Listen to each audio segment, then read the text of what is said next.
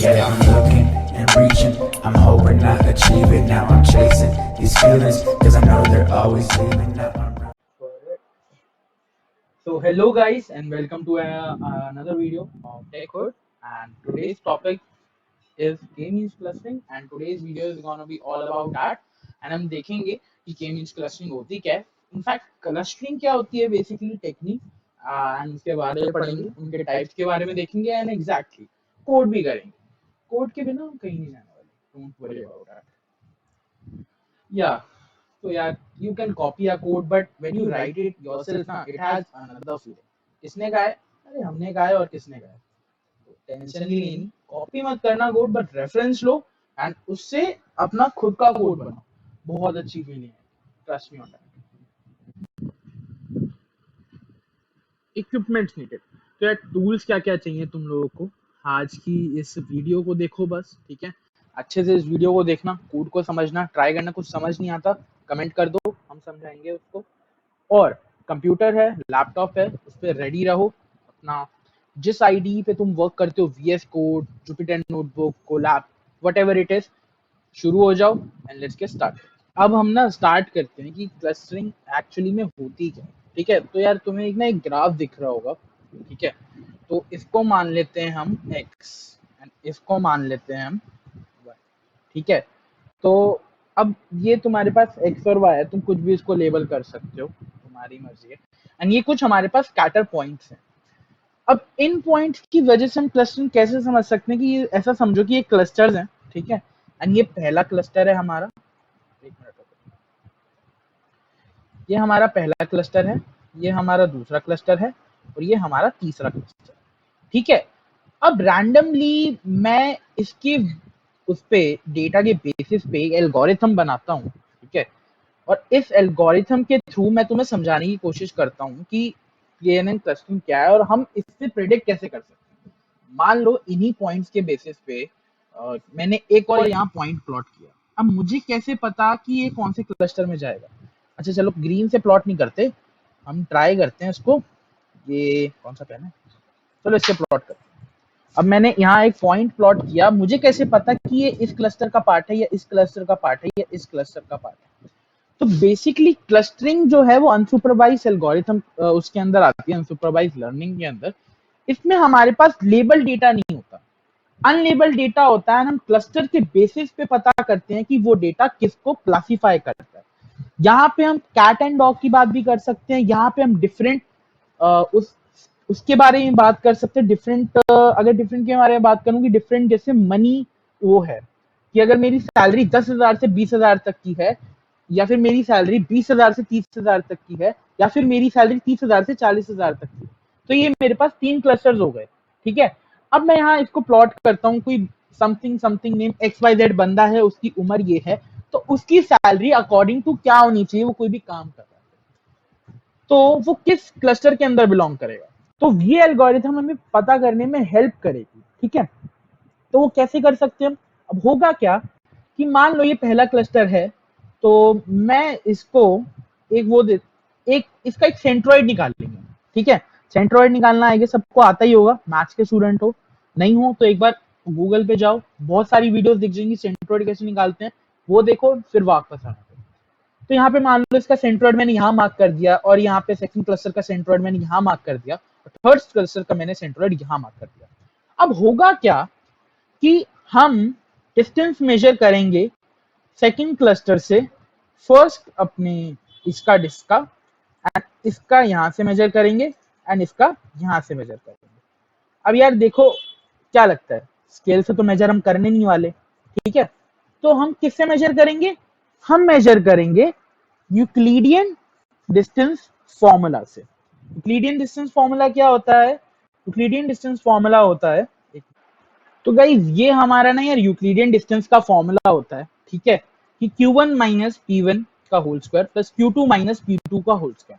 अब Q1 P1 और Q2 P2 यहाँ पे क्या है, तो ये देखो, ये जो मेरा पॉइंट है, अब इसका मैं बोल सकता हूँ कि इसके कोऑर्डिनेट्स हैं हमारे Q1 और Q2, और ये जो रिस्पेक्टिव पॉइंट्स हमने बनाए थे, एक ये एंड एक ये, Q2 और हमारा नहीं P1 एंड P2, ठीक है. अब इस डिस्टेंस के हिसाब से जिसका डिस्टेंस हमारे क्लस्टर के जो नया पॉइंट है उससे कम आएगा, वो जो हमारा नया पॉइंट है वो उस क्लस्टर को बिलोंग करेगा। मान लो क्लस्टर 1 से इसका डिस्टेंस सबसे कम आया, तो वो पॉइंट हमारा बिलोंग करेगा क्लस्टर 1 को। Similar same goes for the cluster 2, same goes for the cluster 3। और ये स्टेप हम बार बार रिपीट करते रहेंगे अंटिल हमारा जो ये पॉइंट हमने नया डिजाइन किया था ये क्लस्टर 1 2 के पास ना हो जाए, वरना मतलब क्लस्टर 2 के जितना पास ना आ पाए, पास आ पाए, मतलब समझ रहे हो, जब ये सेंट सेंट बेसिकली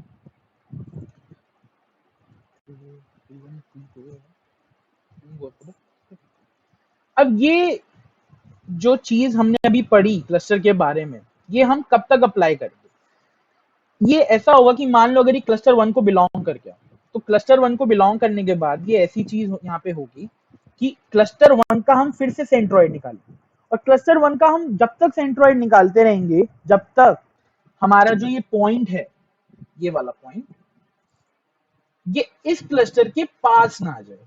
ठीक है, तो ये तो हो गई यार बिहाइंड द मैथ्स इसकी। अब हम बढ़ते हैं कोड।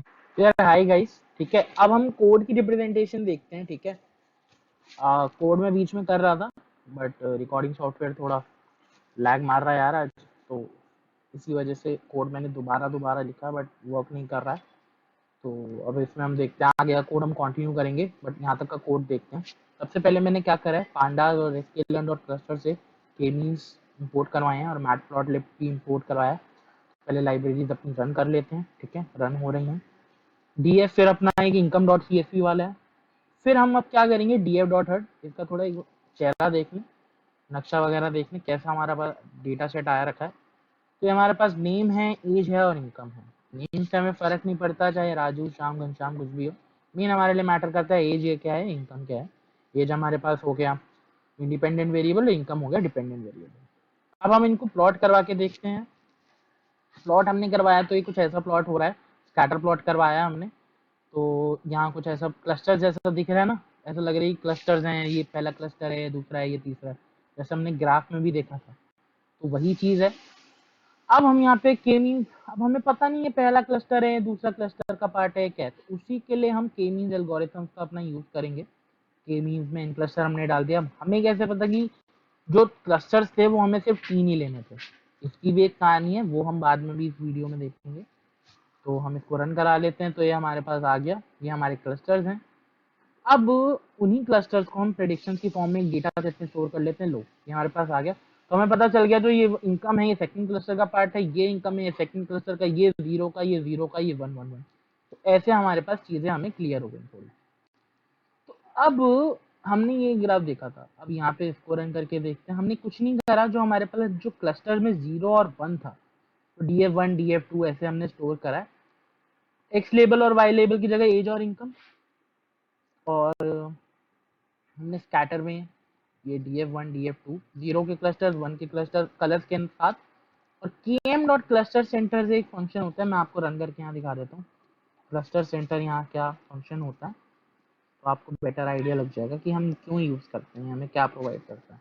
अगर मैं इसको भी रन करता हूँ, देखो तो ये x और y की पोजीशन दे रहा है मुझे, पहले क्लस्टर के सेंट्रोइड की, ये दूसरे सेंट्रोइड की, ये तीसरे सेंट्रोइड की। तो हम इसको अगर अभी रन करते हैं तो ये देखो, ये हमारा पहला क्लस्टर है रेड वाला, तो इसका सेंट्रोइड, दूसरा क्लस्टर है ग्रीन, उसका सेंट्रोइड, तीसरा क्लस्टर है तो ये इसका सेंट्रोइड। ये थोड़ा ऑफ ऑफ सा लग रहा है। अब हम क्या करेंगे, इसमें स्टैंडर्डाइजेशन इंड्यूस करेंगे मिन मैक्स स्केलर के थ्रू, उसके थ्रू आपको दोबारा समझ आ जाएगा कि हमारा, अब हम इसमें आगे का देखते हैं कि हम क्या बात कर रहे थे स्केलिंग की।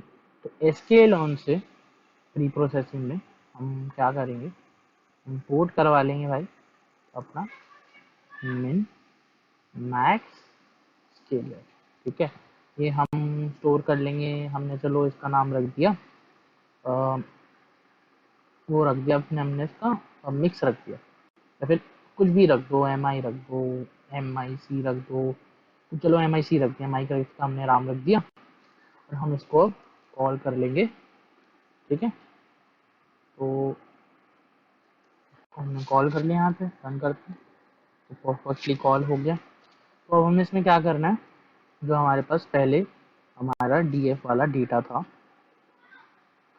उसी में हम इसको, एक मिनट, यहाँ पे क्या करेंगे, हम डीएफ वाली डेटा को फिर से कॉल कर लेते हैं ताकि एक नया डेटा सेट, हम एक तरह से नया डेटा हम वर्क कर सके, ऐसा लगे कि हम नई डेटा पर ही वर्क कर रहे हैं। ठीक है, यहाँ मैंने अपने डेटा को कॉल कर लिया और उस डेटा में हमारे पास, हमें पता है पहले से एज है, ठीक है, और इनकम है,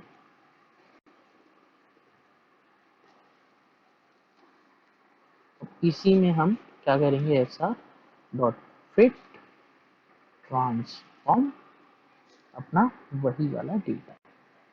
तो अगर मैं इसको यहाँ कर लेता हूँ डीएफ वाले में, ठीक है, तो कर लिया, तो हमारे पास अब ये आ गया S R is not defined. अब एस आर क्यों नहीं डिफाइंड, ये देखो, क्योंकि हमने तो माइक के नाम पे कॉल कर रखा है, तो हम एस आर को कैसे बुला सकते हैं, तो ये तो गलत हो जाएगा। सेम चीज हमने करी, परफेक्टली वर्क कर गया। अब देखो डीएफ, तो यहाँ नंबर्स तुम्हें ऐसा लग रहा होगा कुछ अजीब से, पहले तो कुछ और थे यार, पहले तो इसकी सैलरी 70 थी, तो इसकी सैलरी 0.2 पैसा हो गई, $0.2 हो गई। नहीं है, ऐसी बात नहीं है। तो वो चीज़ हमने क्या करी है, डेटा को कोरिलेट करने के लिए करी है। अगर हम अब यहाँ पे अगर हम df डॉट, ये यहाँ पे ये करें, ठीक है, df डॉट std, तो ये देखो क्या बताएगा, एज की ये रहती है 0.347121 और इनकम की हमारे पास है 0.371846। तो ये हमारी स्टैंडर्डाइजेशन कम होनी चाहिए, डेटा कोरिलेट करना चाहिए, तभी हमारा मॉडल अच्छे रिजल्ट्स प्रोड्यूस करता है। अगर हमारा मॉडल रिजल्ट्स अच्छे प्रोड्यूस नहीं भी कर रहा होता, मतलब रिजल्ट जो हमारा डाटा, अगर उसकी स्टैंडर्डाइजेशन कम नहीं होगी तो वो नहीं करेगा अच्छे रिजल्ट प्रोड्यूस। तो हम दोबारा से अपने के मीन्स को बुला लेते हैं, वही इन क्लस्टर्स हम 3 लेंगे और इन क्लस्टर 3 ले लिए, फिर से हम के एम डॉट फिट प्रेडिक्ट क्या करेंगे, यही चीज दोबारा से, ठीक है, और इसको हम स्टोर कर लेंगे प्रेडिक्शंस, प्रेडिक्शन तो पहले भी है, तो प्रेडिक्शंस 1 नई प्रेडिक्शंस, और इसको अपना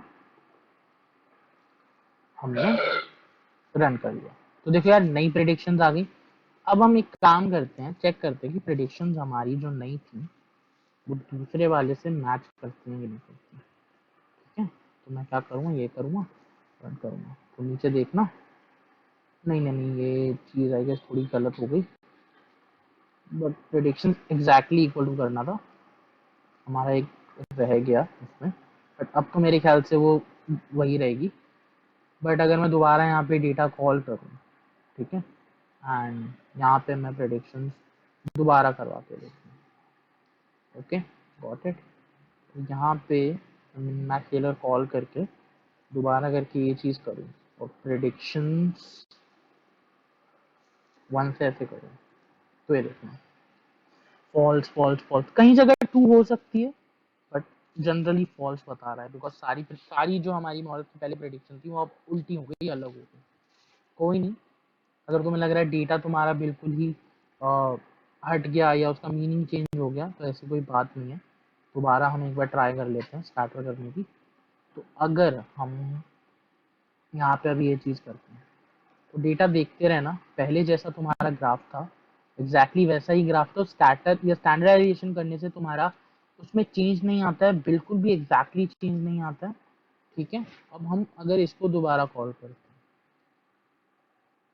ऑलराइट, अगर हम इसको दोबारा कॉल करते हैं कि कैसे अगर ये वर्क कर रहा है, तो प्रिडिक्शंस अब हम क्या करेंगे कि डीएफ जो हमारे पास क्लस्टर्स वाला था, अब डीएफ क्लस्टर इक्वल टू हम कर लेते हैं प्रेडिक्शन 1, हमने इसमें डाल दिया। यहाँ पे हम ये सेम चीज करेंगे, बस क्लस्टर हमें जैसे हमने पहले करा हुआ था और इसको प्लॉट कर देंगे। तो ये देखो, इसको नॉर्मलाइजेशन का बेसिकली जो हमने यहाँ पे मिन मैक्स स्केलर देखा, ठीक है, एक जैसे अब हमने देखा कितना सही हमें ग्राफ दिख रहा है, तो नॉर्मलाइजेशन एक टेक्निक होती है, हमारा जो मिन मैक्स स्केलर टेक्निक होती है, ठीक है, तो बेसिकली उसका मतलब ही यही होता है, नॉर्मलाइज करना हमारे डाटा को। ठीक है, अगर हमारा डेटा डिफरेंट डिफरेंट स्केल्स पे होगा, जैसे 47 पे 70,000, और ये हमारे स्केल्स मैच करने चाहिए, अगर डिफरेंट डिफरेंट स्केल्स पे होगा तो मॉडल फिटिंग के टाइम वो इतना कंट्रीब्यूट नहीं कर पाएगा हमारे डेटा को, और हमारा मॉडल में बायस क्रिएट हो सकता है, जो कि हमारे मॉडल के लिए अच्छी बात नहीं हो सकती होती बिल्कुल भी। इसीलिए हम मिनमैक्स स्केलर का यूज करते हैं, ताकि वो एक स्केल पे लाए हमारे डेटा को, जितना भी हमारे पास डेटा है 0 to 1 के बीच में, वो हमारे डेटा को इक्वली हेल्प करता है, और हमारे डेटा की जो इन्फॉर्मेशन, हिडन इन्फॉर्मेशन है, उसको भी हार्म नहीं करता, जैसा कि हमने देखा था। तो यार अब हम बात करते हैं एल्बो। ठीक है, तो अब हम बात करते हैं अपना एल्बो प्लॉट के बारे में। तो एल्बो प्लॉट होता क्या है, हम यूज क्यों करते हैं इसको, ये वैल्यू निकालने में हमारी ये हेल्प कैसे करेगा। तो सबसे पहले हम एक सम ऑफ एक चलो मैं हम सम ऑफ इसमें स्क्वायर्ड एरर का और जो हमारे क्लस्टर्स हैं उनके बीच में एक ग्राफ बनता है। ठीक है, कि जैसे जैसे हमारा सम ऑफ जो स्क्वायर्ड एरर है वो कैसे कम हो रहा है, क्लस्टर जैसे जैसे हम बढ़ा रहे हैं या कम कर रहे हैं, वो भी आपको ग्राफ में दिख जाएगा। तो हम एक स्क्वायर्ड एरर नाम से एक लिस्ट बना लेते हैं, और एक हम क्लस्टर्स की अपनी एक रेंज ले लेते हैं कि क्लस्टर्स हमारे कहाँ तक हैं। तो वो हमने कर लिया रेंज 1 10 में। अब हम क्या करेंगे, फॉर आई एन के आर, ओके, तो ये यहाँ पे हम क्या करेंगे, के एम इक्वल्स टू यहाँ पे के मीन्स, और एन क्लस्टर्स हम क्या करेंगे, यहाँ पे एन क्लस्टर्स जो यहाँ हमारे पे होंगे, एन क्लस्टर्स हम आई जो हमने आई यहाँ पे लिया हुआ है वो यहाँ पे स्टोर करेंगे। ठीक है, और ये के एम डॉट फिट और यहाँ पे डी एफ जो हमने पहले वहीं पे स्टोर करवाया था, उसमें क्या था, ये एज और इनकम, हम यहाँ पे वही चीज़ करेंगे। ठीक है, यहाँ पे हमने ये चीज़ कर ली। एसएस में हम वो अपेंड करते जाएंगे कि क्या हमारी केएम, यहाँ पे केएम डॉट इनर्शिया होता है, इसके बारे में भी हम डिस्कस करेंगे। तो इसको हम रन कर लेते हैं। ठीक है, ये हमने रन करा, और एसएस की SS is not defined, sorry यहाँ पे एस ई था हमारे पास, हमने यहाँ पे एस ई था, और इस वार्निंग को इग्नोर करना। ठीक है, इसका बेसिकली मतलब यही है कि के means is have known to have a memory leak on Windows NPL when there are less chunks in available threads। ठीक है, तो इतना कोई इतनी दिक्कत नहीं होती, वार्निंग को इग्नोर करना। एंड यहाँ पे हम क्या करेंगे, प्लॉट डॉट एक्स लेबल, चलो यहाँ पे हम क्या एक्स लेबल पे क्या डालते हैं, एक्स लेबल पे हम डाल देते हैं अपने क्लस्टर्स। ठीक है, चलो यहाँ पे हम डाल देते हैं एन क्लस्टर जिनकी डायरेक्ट हम बात ही कर रहे हैं, और प्लॉट डॉट वाई लेबल पे हम डाल देते हैं सम ऑफ एरर, या फिर एस एरर जिसको हम स्क्वायर्ड एरर भी बोलते हैं। ठीक है, वाई लेबल पे हमने वो डाल दिया। रियलिटी डॉट प्लॉट हम अब कर देंगे इधर क्या, रेंज जो थी हमारे पास और हमारे एसई में हमारे पास क्या वैल्यू है, तो इसको अपेंड करेंगे। तो ये देखो, अब जो ये हमारे पास सम ऑफ एस एरर है, जो स्क्वायर्ड एरर का सम है, ज्यादा ज्यादा डिक्रीज कर रहा है, 2 पे और डिक्रीज किया, 3 पे और डिक्रीज किया, फिर 3 के बाद थोड़ा कांस्टेंट सा चला गया। तो बेसिकली हम इसमें से कोई भी क्लस्टर चुन सकते हैं। 3 जैसे मैंने मान लो 3 चूज किया था, तो जैसे जैसे वो डिक्रीज करेगा, जो हमारा सम ऑफ स्क्वायर्ड एरर है विद द इंक्रीजिंग क्लस्टर, हम उस वैल्यू पे जाएंगे। यहाँ देखो ये एल्बो बन रही है, that's why it's called elbow graph, elbow plot इसको बोलते हैं हम लोग। और इसी से हम एन क्लस्टर्स हम अपने चूज कर सकते हैं। तुम 3 4 तुम एक्सपेरिमेंट कर सकते हो यार इस चीज़ के साथ, एंड कमेंट कर सकते हो तुम्हारी एक्यूरेसी बढ़ी या डिक्रीज करी, या क्या रिजल्ट्स आए बेसिकली। ठीक है, अनलेबल डेटा की आज हमने बात करी, क्लस्टरिंग की आज हमने बात करी, और इस चीज़ को तुम अपने उसमें भी यूज़ कर सकते हो। तो बताना क्या रिजल्ट रहा। Okay, yeah, so perfect, so this was the perfect clustering algorithm। okay, try these hacks for yourself, and if they doesn't work out, don't worry about it, comment में इसको mention कर दो, and कोई भी problem होगी we'll try to solve it as soon as possible। yours truly, TechCode। so yeah guys, like, share and subscribe, and we'll meet you in the next video।